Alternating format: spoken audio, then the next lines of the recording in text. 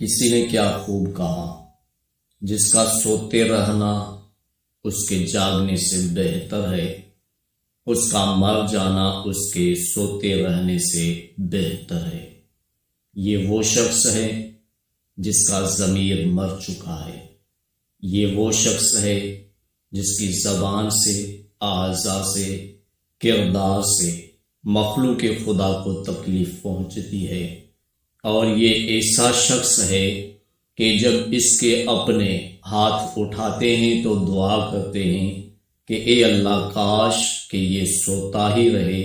کہیں اٹھ گیا تو امن خراب ہو جائے گا۔ جناب، یہ کیسی زندگی ہے کہ ہمارے ضمیر مر چکے ہیں، ہمارے احساسات مر چکے ہیں، ہمیں اپنے علاوہ، خود کے علاوہ کسی اور کا احساس کیوں نہیں ہوتا؟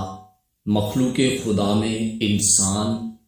ہر مخلوق سے نفع اٹھاتا ہے، لیکن انسان ہو کر انسان کو نفع نہ دے تو وہ انسان کیسا؟